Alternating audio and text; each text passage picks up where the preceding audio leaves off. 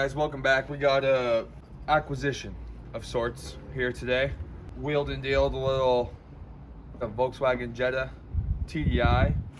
Picked us up this 1973 jet boat, and she is a beauty. Good old-fashioned 5.3 in it. We're still trying to work on the process of getting the bugs worked out. It seems to want to spit oil out of the oil filter constantly. So we might have to pull the motor out and see what's going on with that, since there's absolutely no room to look under there. We're gonna try a couple more things here, and we'll let you know if that works out. You'll see if that works out probably by the end of this video. Gonna get some new headers. We're gonna try tuning this thing ourselves, so you can stick along for the ride for that. We'll see if she holds it together this season or not.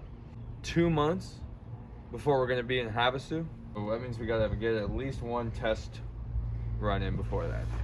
We're gonna be thrashing on this thing every weekend. Pretty much first step is just to make sure she gets running. As you saw, it already kissed the back of the work truck here.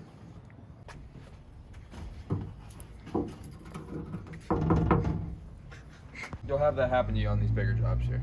So run over to Shane's here and see if he's got some parts for us.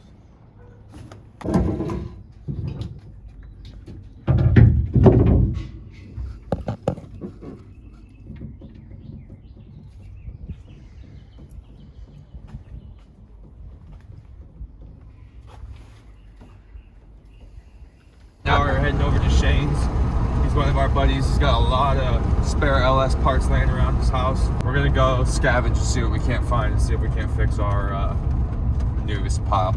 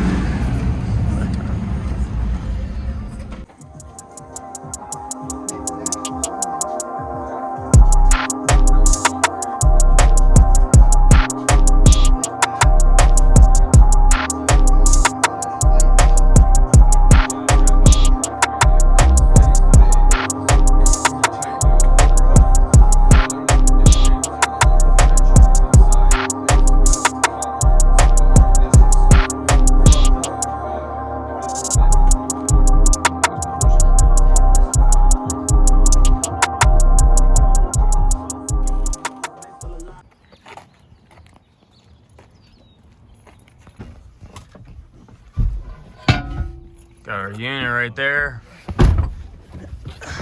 So we got an oil pan. Now hopefully it works. We'll find out here. A couple of monkeys trying to do something to a football over here.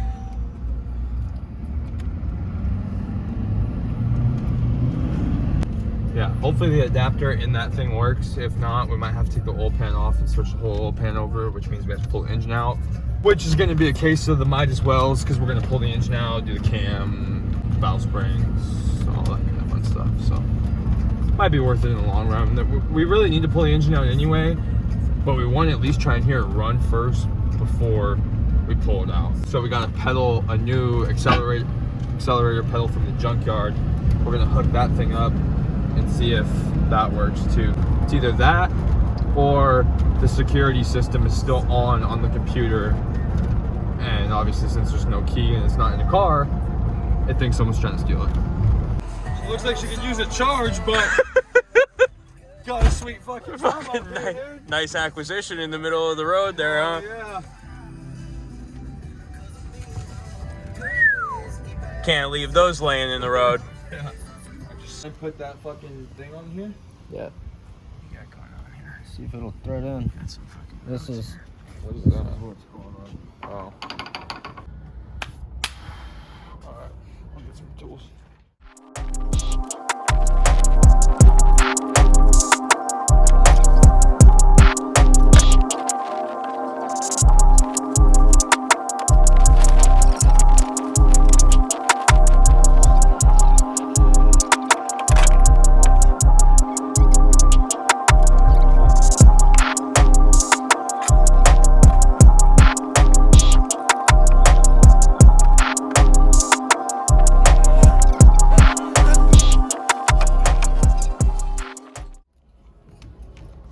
edit this part out.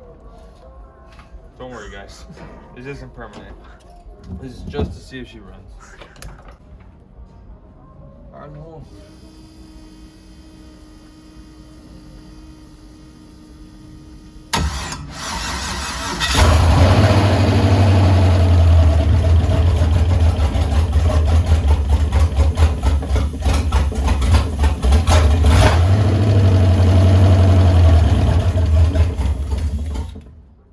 That new tape job fixed it right up. the pedal worked though, didn't it? Did it? Mm-hmm.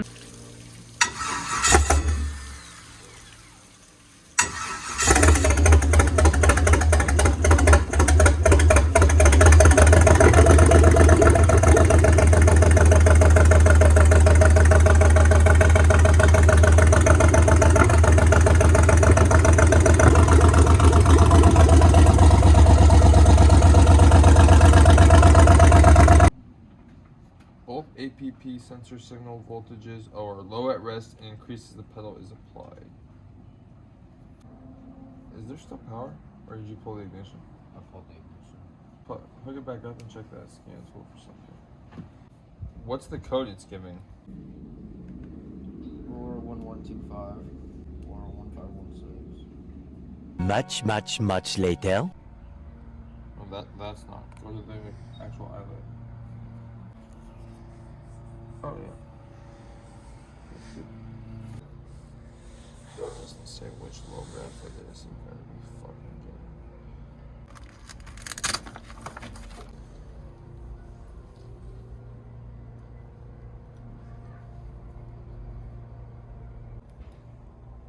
EFG.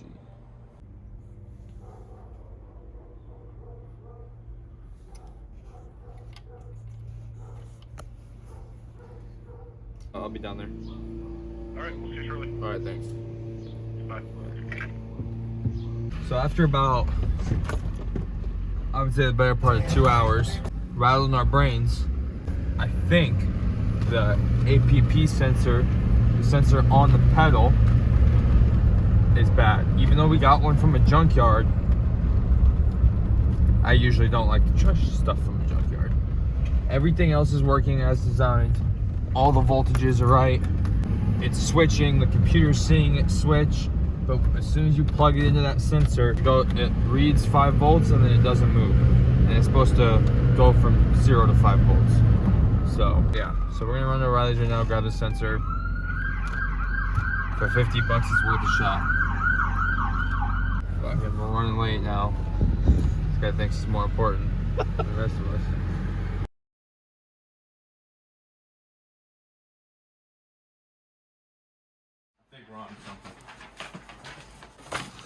So this is the connector we've been fucking with, and we were thinking that the connectors are exactly the same on both sides.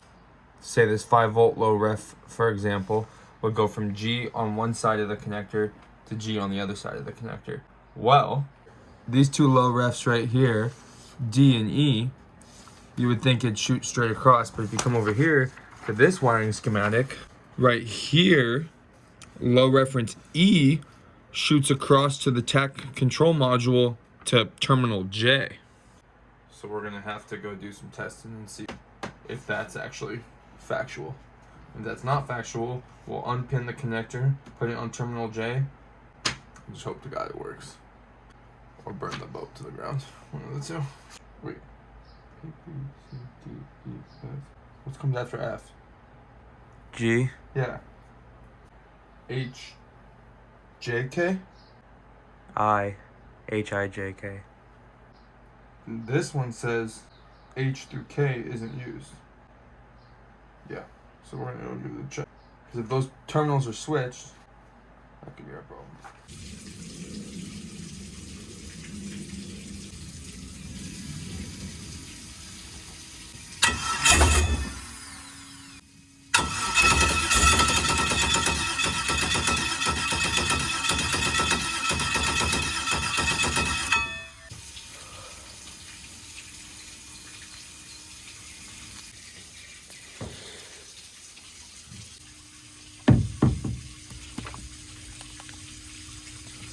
Hold down like the exclamation point, yeah.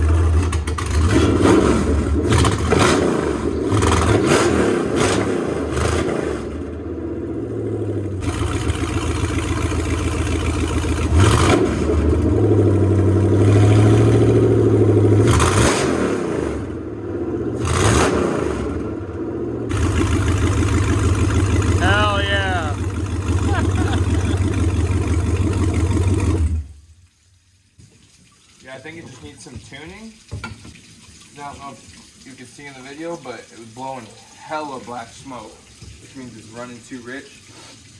Also doesn't have any O2 sensor set up, so it really has no fucking clue what it's doing. But it runs. My theory was correct. There is this aftermarket harness they have. They assumed it was the same on both sides, and all the connector end views like this you can find pretty much prove that theory. But once you look at that wiring schematic, and you can see that the calls for terminal J for the low reference circuit. That's why we were getting all 5 volts straight through the signal circuit yesterday, because there was no ground. So all the voltage was just going straight through. Like once we had good ground on the low reference circuit, bada bing, bada boom.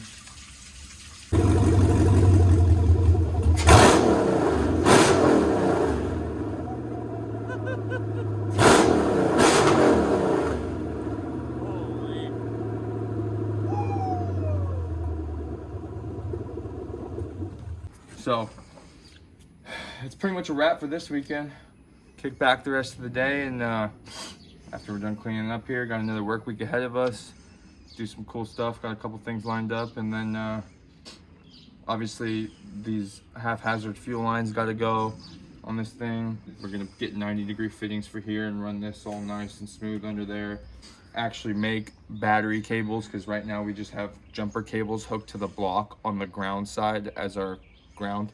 Like I said, we just got this thing on Friday, didn't run, nothing like that, spitting oil everywhere. So the oil pan we got from Shane, we used the oil filter adapter out of that and screwed it into this one, and it quit leaking. So that other one was cross-threaded, so it was actually going up at an angle, so the filter was loose on one side but tight on the other. And then after messing with it all day yesterday, putting junkyard throttle pedals on this thing and stuff, trying to figure it out, finally this morning looked up these wiring schematics and got it figured out. But yeah, stay tuned. Peace.